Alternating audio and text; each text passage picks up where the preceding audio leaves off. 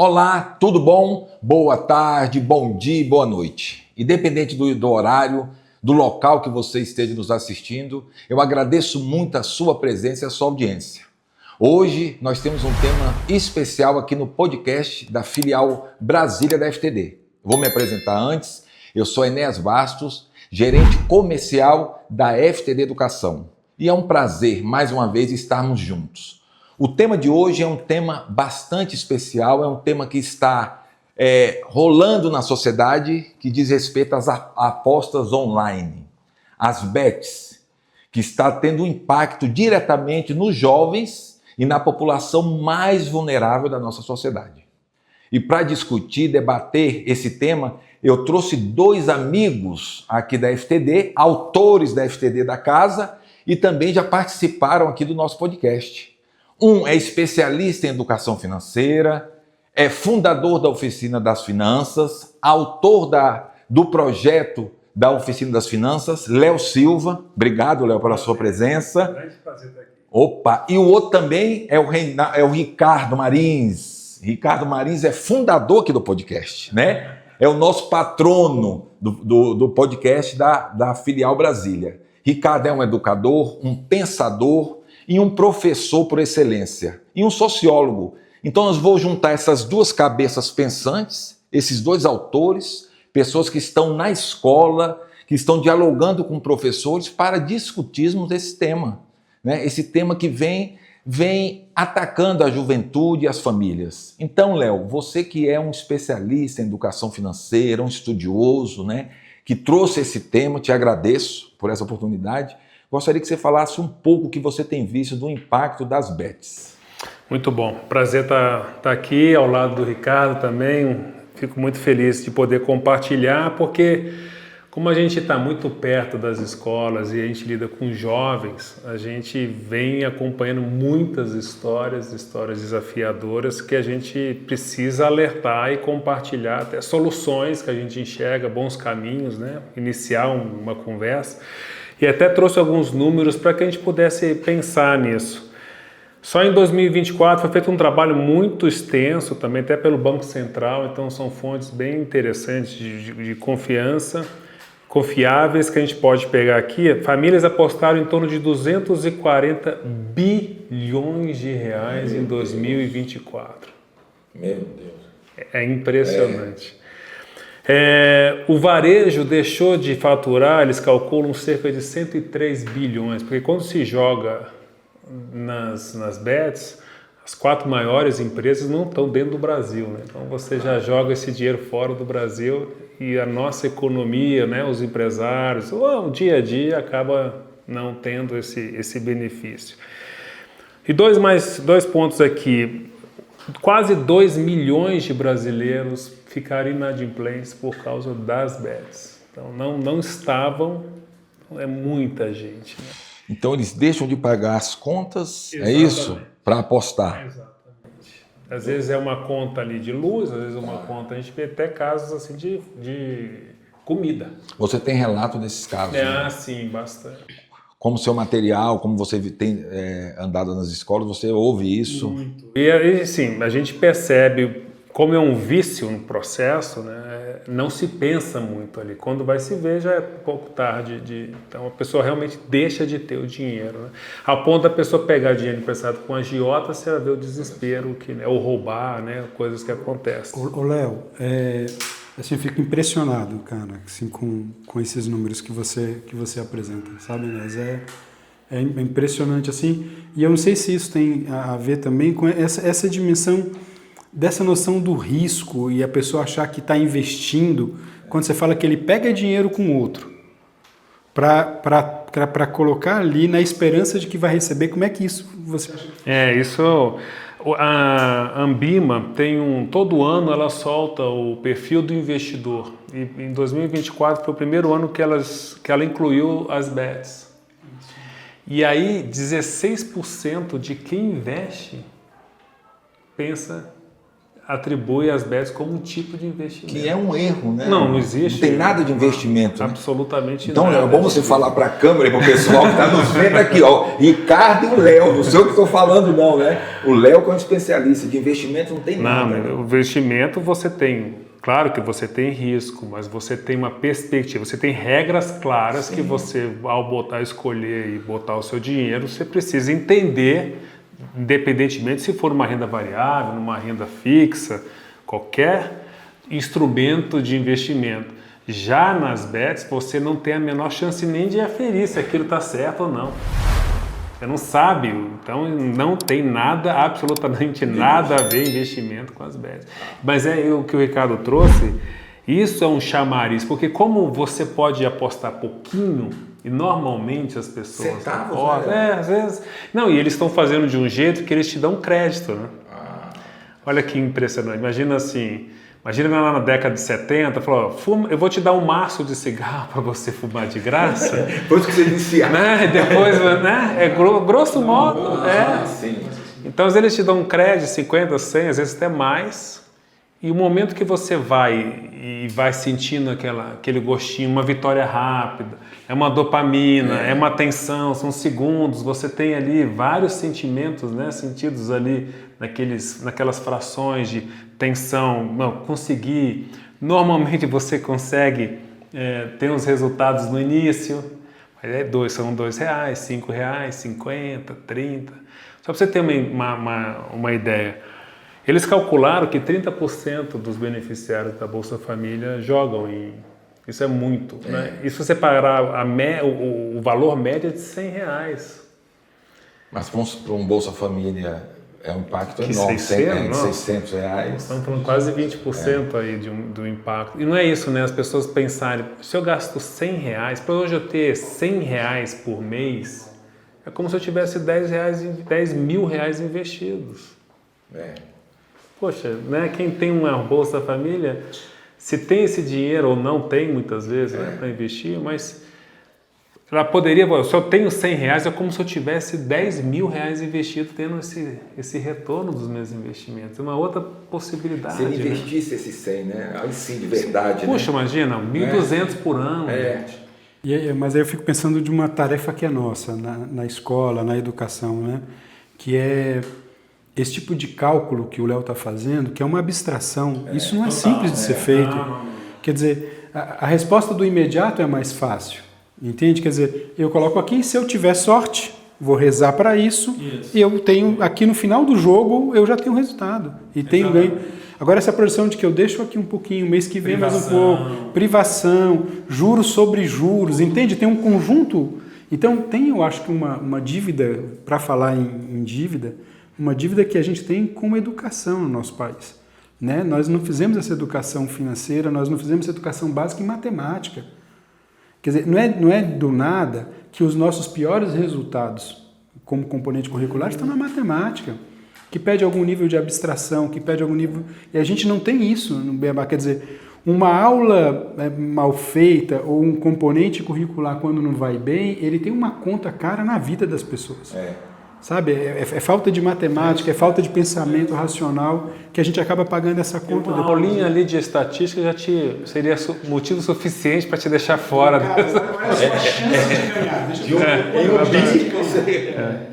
Só que como é pequenininho, cara, isso para a pessoa é muito poderoso. Né? Se eu ponho 1 e ponho 2, ela não pensa assim, não mudou minha vida. Nossa, mas se eu tivesse colocado 200, era 400.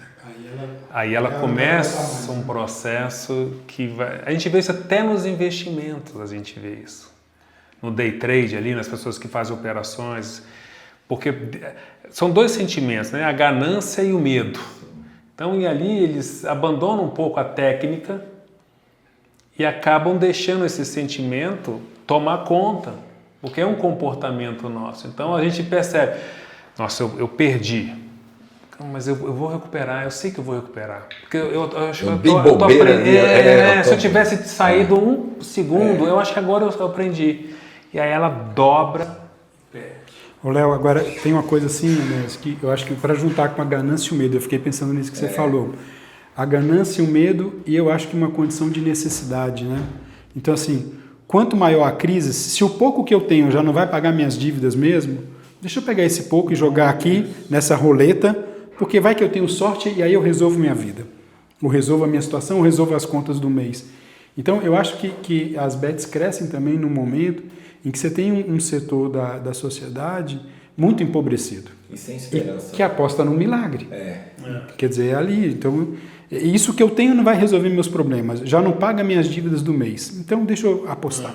Né? Eu acho que casa também nisso. Né? E a gente vê nesse comportamento, eu estava pegando, são 70% dos universitários já jogaram. Nós estamos falando de universitários. Então, e é isso que o Ricardo falou, é muito rápido, né, Ricardo? Porque eu peguei o tempo ainda de escrever carta, eu peguei o tempo de pegar fila em banco. Hoje, se você tenta fazer um depósito e fica ali 10 segundos, você já... Né? Você tinha que sair, pegar ônibus, ir para o banco, você na fila. Então, o jovem, ele fica muito mais sensível. Você não tem tempo para reflexão entre a ideia e a ação. Quer dizer, eu acho que a novidade, porque jogo e aposta, a gente sempre conviveu desde sei lá quando, né? Era até legal que os colegas da história aí tomassem isso como um mote, né? De ver um pouco a história das apostas e tal. Eu acho que essa é uma oportunidade para levar essa conversa para dentro das escolas. Por exemplo, uma porta de entrada mais clássica é a matemática, mas você pensa que a história também, quer dizer, como é a história das apostas, né? Como é que isso em cada tempo se deu. Mas o fato hoje, com a conveniência de você estar com o celular na mão e estimulado ali, faz isso na hora, cara, isso muda o jogo, literalmente, porque não tem reflexão para fazer, entendeu? E eles mexeram com o futebol, que é uma paixão, né? Também é não é? Que realmente aí mexe com outro. E você começa a ver que pessoas que nem pensavam muito nisso, né, começam a atrair por causa da paixão do futebol. Porque é uma forma de participar daquela partida de uma certa forma, né, de apostar se vai ganhar, se não vai ganhar, se vai ter o resultado, se não vai ter resultado.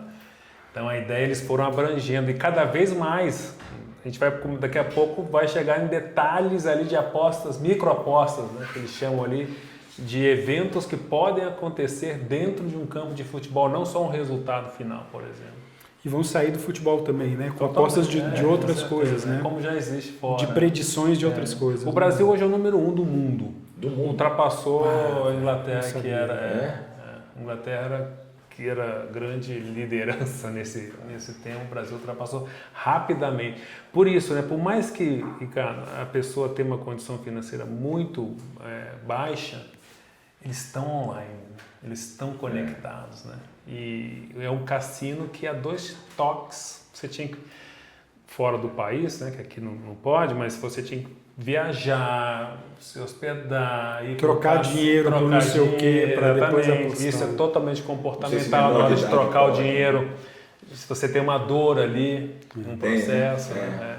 Porque quando você pega um dinheiro e troca, próximo final de semana aqui, você que está nos ouvindo, assistindo aí, pega uma nota de R$100 e sai no final de semana. A dor que você vai sentir em trocar aquela nota ali, né? Agora, no outro final de semana, não. Vai sem nota, mas só com cartão. Vai 120, né? O dinheiro não mudou, né? Sabe o que você está falando? O dinheiro não mudou. Faz lembrar com as crianças, assim. Não sei se vocês viram isso com as crianças, mas, por exemplo, a criança tem a história de querer várias notas de troco, porque aí ela não tem esse sentimento de que ela perdeu, né? Cara, o drama dele não é nem os R$50 que ele pagou, é se ele vai ter 2 notas e umas moedinhas de volta. Aí ele tem a noção de que isso foi menos doloroso para ele, né? Mas isso no cartão de crédito você já não nota. Não nota. E no celular, no meio de um jogo que você está lá emocionado, menos ainda, né, cara? E como é que vocês veem a questão dos chamados influencers, que promovem essa aposta, ex-jogadores, jogadores de futebol, influencers ou líder? Qual é a diferença também, né, Ricardo? Eu acho que aí tem essa distinção para fazer, né? Quer dizer, são pessoas que usam, e aí eu não tenho como não ser enfático aqui, sabe, Inês? Sabe? Eu acho que eles são irresponsáveis porque você usa uma imagem que você tem para vender algo que você está pouco se lixando com os efeitos daquilo nas outras pessoas. Quer dizer, a gente é minimamente responsável por aquilo que faz nessa vida. Agora, essa é uma diferença entre o líder e o influencer. O que a gente constituía como líder de um ponto de vista tradicional era o líder é ou ele tem um conteúdo de autoridade, ou ele tem uma trajetória de autoridade. O que dá para ele, naquele ramo, naquela área, uma liderança. Ou seja, ele é líder porque ele é referência. Sim. E o que ele fala, então, você acredita para ele, porque ou ele está há 10 anos, 20 anos fazendo aquilo, ou estudou muito, etc, etc. O influencer não. Ele é influencer porque ele tem muitos seguidores. Pronto e acabou. Ele não precisa de ter autoridade nenhuma naquela área, mas ele tem muitos seguidores. E ele vai usar, então, essa autoridade de audiência, não de referência, para fazer comércio com isso e ganhar milhões. Os caras estão ganhando rios de dinheiro. Só que a custa... Eu lembro muito do que o Newton Bonder, que é um rabino, fala assim, cara, a boa prosperidade é aquela que não deixa um rastro de sangue atrás dela. Essa é uma boa prosperidade. Quer dizer, você ganhar milhões em patrocínio, por exemplo, que você está, de repente, divulgando um negócio desse, mas olha o rastro de sangue que esse dinheiro está trazendo, entendeu? Famílias sendo desestruturadas, piorando a condição financeira de quem já não tem, viciando pessoas que, de repente, ficam viciadas nisso. Quer dizer, tem um rastro de sangue atrás desse fenômeno que acho que a gente tinha que marcar bem, né? Quando a gente pensa na educação financeira, a gente quer botar o dinheiro no lugar do dinheiro, é uma moeda de troca. E o trabalho, o que a gente está aqui, um item é o dinheiro. Sim. A gente gera muito mais coisas com a nossa ação, com o nosso trabalho. Então, trabalhar isso desde pequenininho, ele entender que a ética é o limite de ganho, entender o respeito ao idoso, perspectiva temporal, porque o jovem, eu estou falando do jovem porque 70% já estão ali trabalhando, ele é mais vulnerável.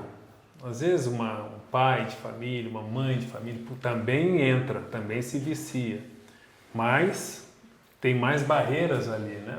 Tem boca para se alimentar. Às vezes o jovem está muito mais vulnerável ali, está no momento de se provar, tudo é muito rápido, tudo é muito fácil, ele está com a coisa E às vezes vê essa coisa dos influencers, hoje se fala, sou rico, sou pobre, muito uma facilidade, as pessoas nem trabalham esse conceito. O que é ser rico, né? O que é ser rico? São palavras que a gente nem usa, porque isso não ajuda em nada. Porque ter um carro, é porque tem uma casa, está pagando prestação, não ajuda em nada. Então, levar esse trabalho, pensar em comportamento financeiro, ele entender que ele pode ter esse controle mesmo pequenininho, nem se fala de dinheiro, é fundamental, porque às vezes a gente tem uma área das ciências comportamentais que trabalha justamente essa arquitetura de escolha. Vamos supor que eu não posso tomar café, eu tiro aqui, ó. Já é uma arquitetura de escolha, né? E você nem tomou, né, Leão? Você não tomou, né? Tá forte na sua... você gosta. Porque ele não tomou, né, Ricardo? Você viu, né?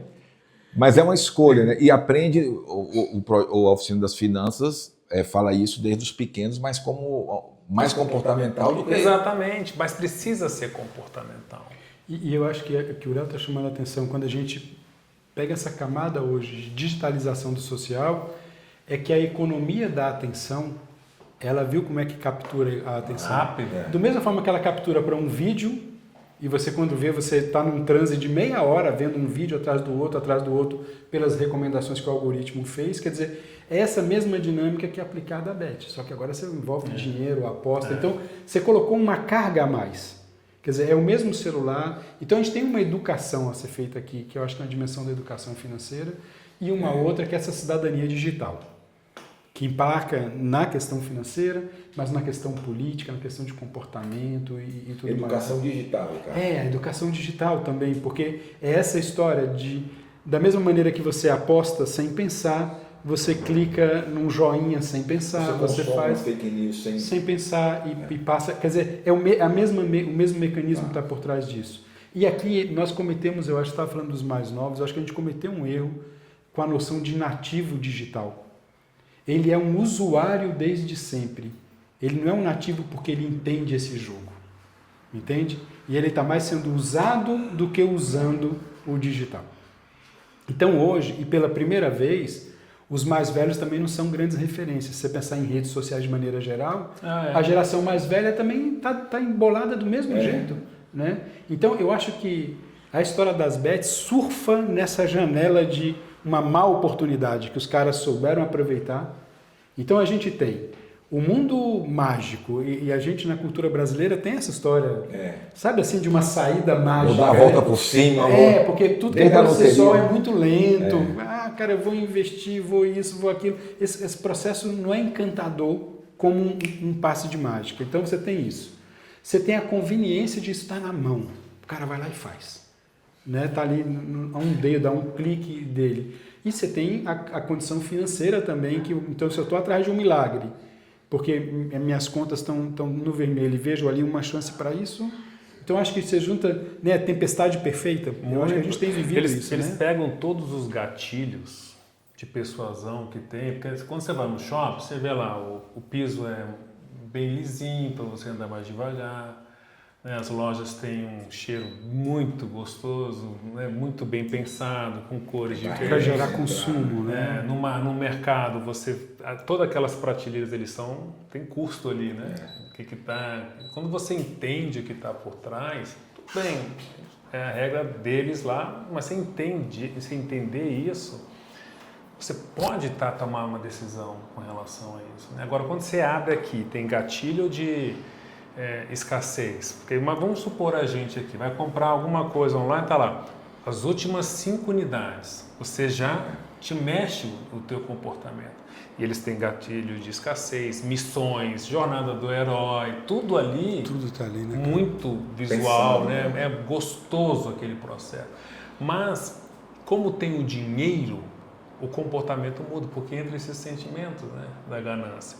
Tem 200 jogos, você gosta de jogar? Tem vários jogos maravilhosos que te ajudam até no processo cerebral, de você trabalhar a sua cognição, jogos de idioma para você aprender.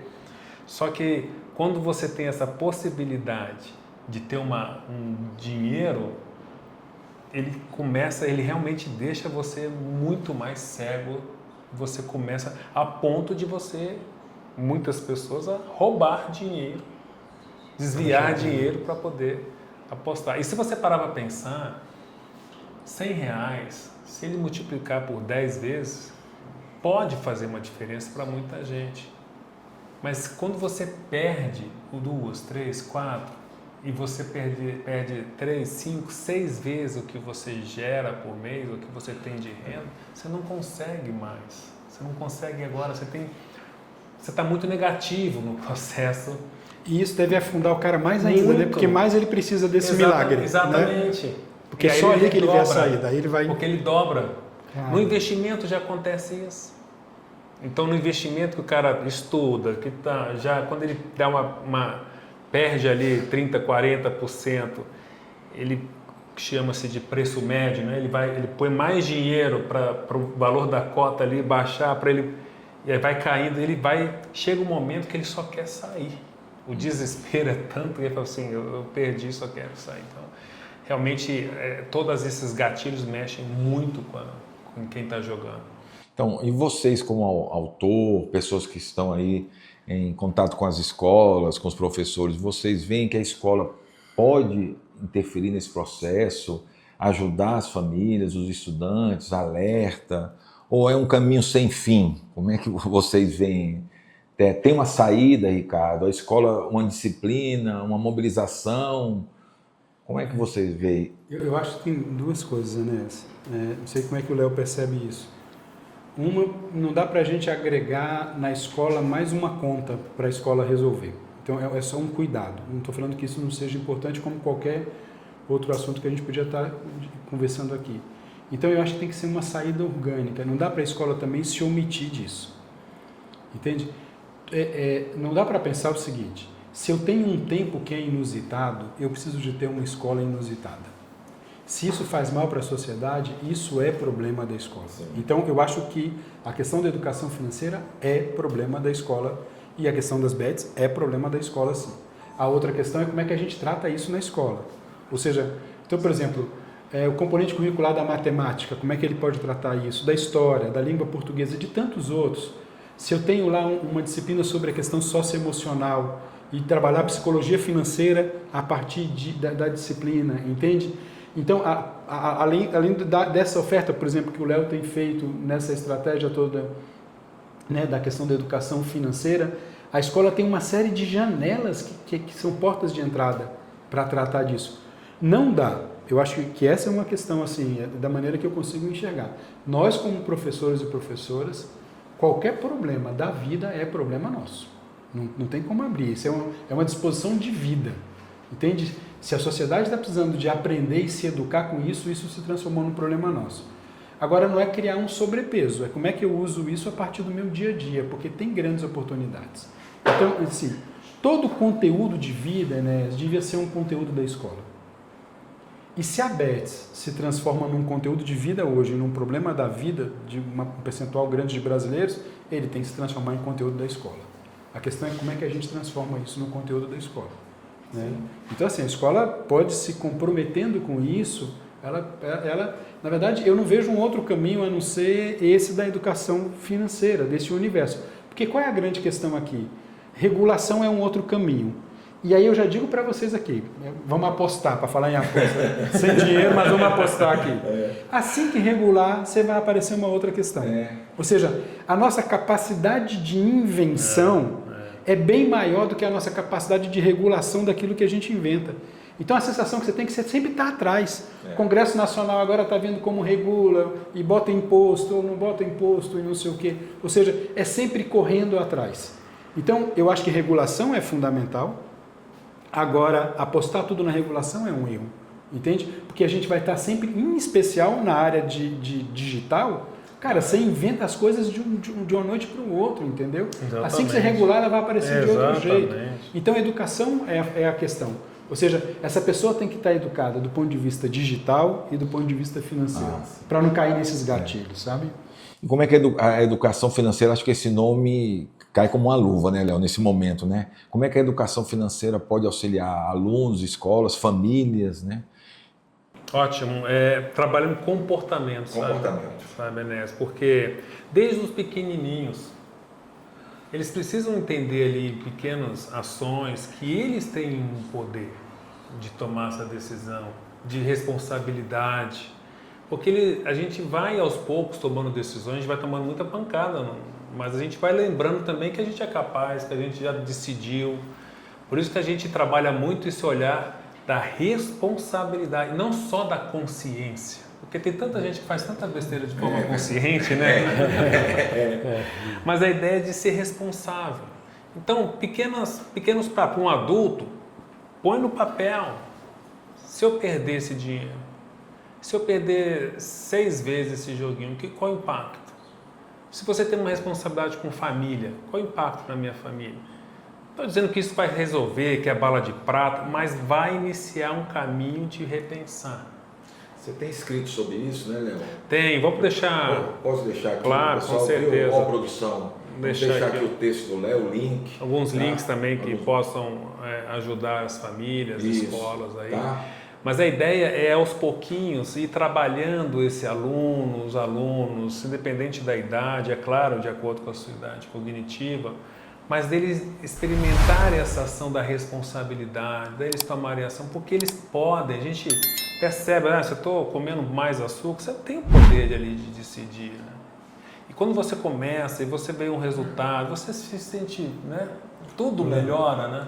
Você me fez lembrar de uma situação que uma vez eu ouvi, falando dessas coisas cotidianas. Sabe aquela coisa em casa, que são os meninos brigando para quem pega o pedaço maior do bolo, ou quem pega a coxa do frango, sei lá o que, né? E aí, olha o que esse cara estava comentando que ele fez. Então, tinham 2 filhos, eles sempre ficavam disputando, porque nunca se dividia direito aquilo que estava na mesa, né? Aí, olha essa regra, como é uma regra de justiça. Falava o seguinte, então, são vocês 2. Então, Enéas, você vai dividir o bolo em 2 pedaços, e você vai escolher o bolo primeiro, entendeu? E estava resolvida aqui a questão de uma divisão justa, quer dizer, você tem oportunidades cotidianas para ir fazendo isso, né? Que você vai fazendo. Agora tem que ter essa sensibilidade, acho que a escola pode, junto com a família, trazer isso para o dia a dia, Você não tem que criar coisas novas, mas é no dia a dia. Você tem a oportunidade de se educar todo dia, sei lá, 100 vezes ao dia com isso. Né? E uma coisa, Enéas, que às vezes a pessoa fala assim, mas eu ganho dinheiro. Eu sei que as pessoas ganham. Eu não conheço isso, né? Eu sei que tem pessoas que ganham ali no início. Eu usei para testar, para entender, né, os gatilhos, porque a gente trabalha com mudança de comportamento. Simula, faz um teste contigo. Ok, tudo bem, vai dar dinheiro, é investimento. O que você quiser falar para você, para te enganar, então simula. Eu vou jogar 50 vezes, 30 vezes, e eu tendo resultado de X, eu vou botar dinheiro. Aí você vai ver que não vai acontecer a coisa. A chance é ínfima, né? Não tem jeito. É da banca Não sempre tem ganha. jeito. Exatamente, a banca sempre Parte ganha. da regra do jogo. A regra do jogo é Os essa. algoritmos são muito eficientes no processo. E você vai vendo que ele vai te dando ali corda no início. Você fica motivado. E às vezes você põe 50, porque a mentalidade é o seguinte, põe 50, ele vai ganhar mais 50. Aí ele pensa, se eu tivesse colocado 1.000, se eu tivesse botado 2.000, se eu tivesse, meu carro está ali, 15 mil, quem sabe eu não posso botar aqui, porque eu vou ganhar 30. Só que não acontece assim, né? Então a ideia é que você vai se conhecendo, vai se preparando, prática mesmo, coloca, a gente tem essa, tudo bem, vou botar só R$100, o que isso representa no ano se eu guardar? Ah, mas as pessoas não têm. Ok, não tem essa mentalidade, mas começa a pensar. É uma dica que eu faço. Começa a pensar. Vou botar R$100 essa semana, 100 na outra, 100 na outra. Com 200, 300, 400 reais por mês. No final do ano, o que poderia ser? Poderia ser minha mãe passar o Natal comigo, poderia ser uma outra escola que eu poderia trabalhar, poderia comprar um outro tipo de trocar meu carro, se for o caso. Então, quando a gente começa a desenhar cenários, quando a gente começa a ampliar o olhar, mesmo que pouquinho, mesmo que devagar, ajuda muito a gente no dia a dia. Né? O negócio é a prática. É porque tem muito esse mito, né, Léo? Que para ser investidor tem que ter muito dinheiro, na Bolsa de Valores, e a Oficina das Finanças quebra até esse tabu, né? Com certeza. Mostrando que é o fluxo. Exatamente, você tem pouco dinheiro, muito. Quantas vezes todo mundo aqui já passou por isso, pessoas que às vezes até tem um salário mínimo, cara. E tem a sua vida ali, claro que é limitado, mas tem a sua vida, tá ali sustentada. Brasília, gente. E tem gente que tem um volume enorme. Brasília é a capital, a unidade da federação com maior renda per capita, segundo o IBGE. Maior renda per capita, quase 3 vezes mais que o Maranhão. É o segundo colocado inadimplência. Caramba. Pelo Serasa. Só pegar lá, pesquisa de endividamento do consumidor, Serasa. Segundo. Você mostrou esses dados. Quer água, Ricardo? Quero. Olha aí, mais uma vez. Eu estou vendo que o Ricardo tá... Ô, Ricardo. É porque foi o patrono do NEM, Você imagine se... Quer também, Léo, água? Eu sei. Põe aqui pra gente, por favor. A produção aqui é de primeira. E esses números alarmantes, né? Então não é o dinheiro. Não é? É o como você faz, é o fluxo. Então, às vezes a pessoa tem pouco dinheiro, mas o fluxo, as entradas e saídas, ela toma decisões responsáveis.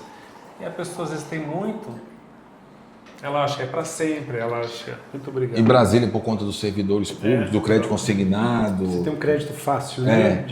Tem um jogo nessa ideia também, né? O cara tem um crédito fácil e não. Exatamente. Isso mexe muito com o nosso emocional. Quantos de nós já jogamos aqui, mesmo jogo de esporte, né? Vontade de ganhar, né? Vontade de... E às vezes o jogo ali da nossa... E porque ganhar é bom, cara. Quem disse que não é? Você está lidando com dimensão que é humana, né? Quem é que não gosta de ganhar? Antes do jogo, aquela sensação, se vou, né? Aí a frustração, eu aposto mais depois da frustração. No caso do futebol, você já lida com a paixão que o cara já está torcendo por aquele time, né? Então você agrega uma questão financeira a uma paixão que a gente tem, que é o tema do futebol. Mas uma coisa que para nós é fundamental, até o Ricardo comentou, o processo é que é mais importante, né? Porque as pessoas querem ter o resultado, só o resultado. E a gente até, vamos pegar o esporte, que a gente está falando do esporte. Olha essa turma, né? O que eles estão fazendo agora? O que esses atletas de elite estavam fazendo às 5 horas da manhã hoje, né? Que muitos estavam dormindo, alguns outros não, mas eles estavam treinando. Então, o processo te faz. Demora, pode demorar, mas é libertador, né? Quando você entra nesse vício, você é escravo e isso vai te impactar. E os resultados não é só o financeiro, viu, Enéas? O resultado ali financeiro é muito ruim, porque estraga muito, mas a gente vê problemas de saúde mental, a gente vê separações de casais, a gente vê aposentadorias indo pro ralo. Então é muito maior já é considerado do que simplesmente ali. É uma doença, Léo? Já tá, o Ministério da Saúde já vício, né? Como tabagismo, álcool. Já tem índices disso no Ministério da Saúde. Acompanhamento, sites. E acho que tem outra dimensão, isso que você estava falando, de que o processo é importante. A gente perdeu o fascínio do processo, né? E nessa dimensão que tudo é online, tudo é no toque do imediatismo, entende? Quando você vai falar de projeto de vida, que é um outro tema caro pra gente. Então qual é o seu projeto? Não, meu projeto é ficar famoso amanhã. Meu projeto é ter uma ideia e arrebentar amanhã e virar milionário e chegar ao meu primeiro milhão com menos de 30 anos, né? Sabe essa coisa? Então, assim, a gente perdeu o charme do processo, o fascínio que tem o processo, e que ele é o lugar mais seguro. E aí o eventual, o extraordinário, ele ficou como o lugar mais fascinante hoje. O Ricardo, isso que o Léo falou, né? O cara está desde 5 da manhã treinando, ou um violonista também treinando, e o cara fala, pô, mas você tem um dom, hein? Que dom, cara, eu tô tocando, né? Então, as pessoas acham uma coisa muito mágica e divina que vai acontecer, né? Eu vi um cara falando de cavaquinho desse jeito, e aí na época da pandemia, e aí ele falou assim, qual é o aprendizado que você tem? Ele ficou doente no período da pandemia, né? Ele falou, cara, o aprendizado que eu tenho é o seguinte, então é um cara virtuoso, desses que faltam derreter o instrumento. E ele falou assim, cada dia que eu me afastei do instrumento, o instrumento se afastou 2 de mim. Ou seja, cara, tá. É isso aí. É isso, é muita ralação para o cara chegar nisso. E você olha só o final, né? Tem uma música agora que o Caetano, junto com a Bethânia, eles gravaram falando da fé, e aí tem um trecho que fala assim, você olha para os meus closes, mas não vê o meu rala, entende? Quer dizer, não, cara, para chegar ali, um cara desse que tem alta performance, ralou muito, né? Mas o que se divulga, para voltar no tema dos influencers, não é isso, é a maldade de falar, não, é um milagre.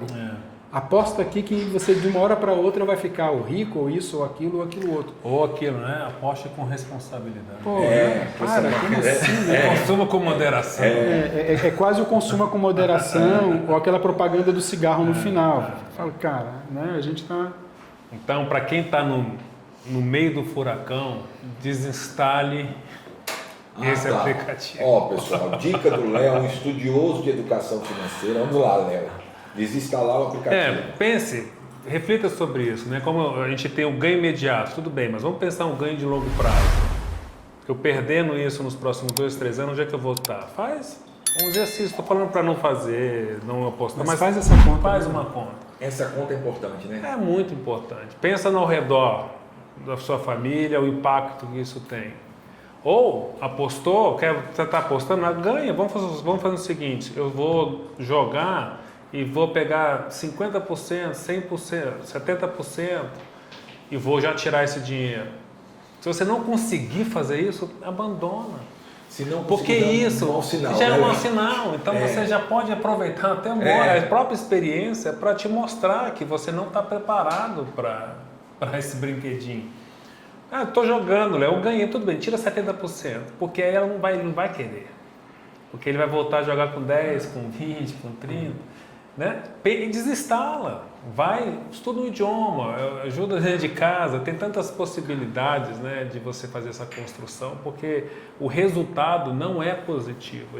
Posso afirmar isso tranquilamente, porque os resultados não são. É porque você tem recebido isso, né? O Léo tem cada relato, gente, que assim, impactantes, de vidas, de pessoas, não é? Acompanhando há muitos anos já. Até por a sua área de estudo, né, Léo? De ser educação financeira, chega muita coisa, comportamento, né? Chega muita coisa para ele, sabe?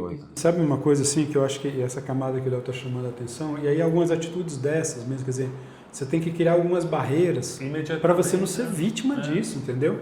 Porque é um esquema montado para isso. Então, se há um tempo atrás, a gente falava, por exemplo, há muito tempo atrás, que você tinha que aprimorar sua consciência. Então, os seus sentidos, para você ver bem, ouvir bem. Hoje, por exemplo, com deepfake, você é enganado pelo que você vê, você é enganado pelo que você escuta. Então, você entende que a estratégia se aprimorou. A gente também tem que aprimorar a educação. Entende? Para voltar no tema da educação de cidadania digital, quer dizer, se a gente não aprimora o que a gente antigamente chamava, pô, o cara é bom porque ele enxerga bem. Cara, mas se ele estiver enxergando uma coisa e acreditando no que está enxergando e aquilo é uma falsidade, ele está sendo enganado pelos sentidos. Então, eu acho que essa conversa da gente aqui mostra um sinal muito claro de como é que você é enganado e que você vai ter que fazer barreira física para isso. Porque o digital tem um fascínio que a gente ainda, como humano, não aprendeu a lidar. É uma camada muito recente. A IA está popular tem 3 anos, 2 anos e meio, cara. É muito pouco. Biologicamente, o teu cérebro não está preparado para essas coisas. Então é melhor você criar barreiras, não é para não fazer nada, mas cria barreiras para ter discernimento. Isso. Se você está fazendo sem pensar, cria uma barreira, pensa e depois faz. Não tem problema, mas fazer sem pensar é entrar numa roda que é muito delicada hoje. E em casa, converse. Opa, em casa. Conversa, ouve, acolhe, porque é um momento desafiador. Para quem está mergulhado nisso, tem que ter uma paciência. Simula. Vai jogar gamão, vai jogar... Mas simula, pega dado e vai ver as probabilidades. Vou ganhar, vou tirar 6. Você já vê que ali que é um ambiente que você está vendo. Agora imagina um ambiente que você não conhece, não tem nenhuma certeza se está correto ou não. Eles já sabem quanto que você já botou de dinheiro antes, então ele já faz o cálculo. Ele já tem essa noção. Então é sempre um jogo de pé. Assim, eles sempre vão entrar para perder. Cara, você imagina o seguinte: quem aqui já não ficou assustado quando se deu conta que já estava assistindo mais vídeo do que quando começou a assistir? Exatamente. Então, uma coisa bem mais simples. Você foi assistir um vídeo de 1 minuto e meio e quando você acorda, você está há 15 minutos só lendo. Agora, você imagina isso com um jogo valendo dinheiro. Entende? Você não entende a dinâmica que está por trás da economia da atenção ali. De como é que ele captura para reter tua atenção, para modular seu comportamento. Aquilo está muito bem montado para isso. Então, se você não tem consciência do que está por trás daquilo, coloca a barreira e pensa, porque o que tira a gente de qualquer dificuldade, não só essa, é a possibilidade de fazer discernimento, pensar. E fora, só para uma pessoa que está começando a vida aí, e vou falar nem do Bolsa Família, que é menos, mas no salário mínimo, você gasta aí R$1.300, R$1.500 por ano. Isso aí é a sua liberdade financeira no longo prazo. É quase um 13º, né, Léo? Se ele ganha 1.500, né? E para um jovem, R$100 por mês é uma liberdade financeira aos seus 50, 55 anos. Uma aposentadoria que os pais deles ele não vai ter, porque não vai ter. Ele não vai ter. Então pensa sobre isso, conversa. Se os meninos estão jogando, senta no lado de uma idade cognitiva, vamos pagar umas contas aqui, vai perceber que aqueles R$100 vai fazer falta ali para a família. Então é importante ir trabalhando ampliando esse olhar para que venha a responsabilidade. Pessoal, o tempo passa rápido, vocês veem que quando a conversa flui, né? Um tema que está à tona nas escolas, na sociedade, né, Léo? Tem nos preocupado, tem preocupado todos que trabalham com educação. Eu queria que vocês, para um recado final, né? O Ricardo falou bem, a escola não vai resolver todos os problemas, mas ela não pode se abster. Né? Que o Ricardo desse uma palavra sobre isso no final, e o Léo também com os dados, né, que o Léo trouxe, sabe? Para a gente encerrar aqui o nosso bate-papo de hoje e pedindo para vocês nos seguirem nas redes sociais, dá o joinha, né, Gleice? Dá o joinha aí para o pessoal acompanhar, compartilhem, sugiram novos temas, tá? Estamos abertos aqui para isso. Esta é a intenção desse podcast, né? Discutimos temas sensíveis da sociedade, a educação, e vocês estão convidados para isso. Nos sugiram esses temas. E de antemão, Ricardo, Léo, por esse bate-papo. Venham mais vezes, né? Porque é bom, gostoso a gente discutir, né? Não temos resposta para tudo, né? Vocês que são pensadores, são educadores, é claro que não tem, mas tem um insight, né, Ricardo? Eu acho que assim, tem essa compreensão que se é um problema da sociedade, é um problema da escola. Que a escola não pode tudo, mas ela pode muito, se ela assimila isso dentro da sua dinâmica. Não é trazer isso necessariamente como uma novidade, mas dentro do seu cotidiano, né? E eu quero agradecer muito, tá? De novo o convite de estar aqui, tomar o cafezinho e conversar com vocês, aprender com o Léo, né? nessa conversa, ter vocês e aproveitar esse momento também de fim de ano para desejar serenidade aí para a gente fechar bem o ano e ficar atento a essas questões, quer dizer, aquilo que agonia, né, para usar um termo lá do Nordeste, que agonia os nossos estudantes ou as nossas famílias, é um tema nosso, é uma responsabilidade nossa também, vamos encontrar forma de tratar isso. Beleza, obrigado, cara. A escola tem uma função social maravilhosa, né? Eu fui criado dentro de escola, né? Minha mãe foi diretora e eu estudei na escola que minha mãe era diretora. Então eu ia para a escola com a diretora e voltava para casa com a diretora. E a ideia de trabalhar esses comportamentos, de levar esse tema, de abrir esse diálogo, de realmente ouvir e conversar, ajuda demais, impacta demais. Então, faço um convite para que vocês levem esse tema, se abra esse diálogo, esse canal de diálogo e dentro de casa também, trabalhando esses comportamentos financeiros.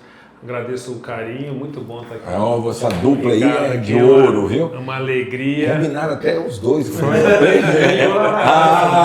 Não foi por acaso, não, né? E aproveito também, da mesma forma que o Ricardo, de fazer um momento muito especial. A gente trabalha com o método dos 6 Gs, né, Ricardo? E o 6º G é a gratidão. E a gratidão não é aquela hashtag gratidão de rede social, não, sabe, Ricardo? É um exercício diário de você escrever, olhar o que você é grato, dar graças. Então, isso ajuda muito, financeiramente também, mas ajuda em todas as áreas da vida. Eu posso fazer uma... Você tem 30 segundos? Tenho. Me fez lembrar a parábola, nesse momento do ano que a gente está agora, a parábola do semeador. E aí diz a parábola lá que você então planta sementes e que uma semente caiu no meio do espinho e não cresceu, outra na pedra. Na verdade, se a gente parar para pensar, e pensando na gratidão, todas essas sementes, inclusive as que não nasceram, participaram da germinação da terra para aquela que nasceu.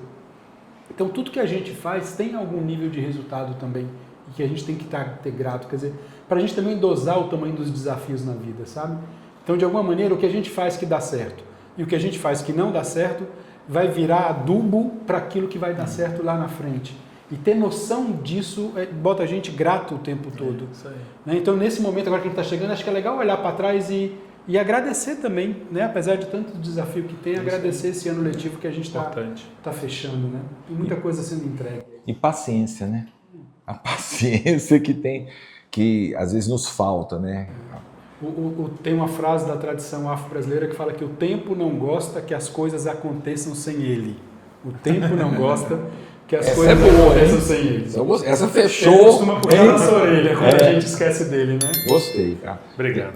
Léo, obrigado, né, pela sugestão do tema, conseguiu trazer o Ricardo. Vocês são de Brasília, gente. Essa porta aqui está aberta para vocês. Venham, participem, tragam pessoas, tá? Eu me sinto muito honrado com a presença de vocês. Vocês prestigiam aqui o nosso podcast, tá? E vocês, por estarem até agora com a gente, né?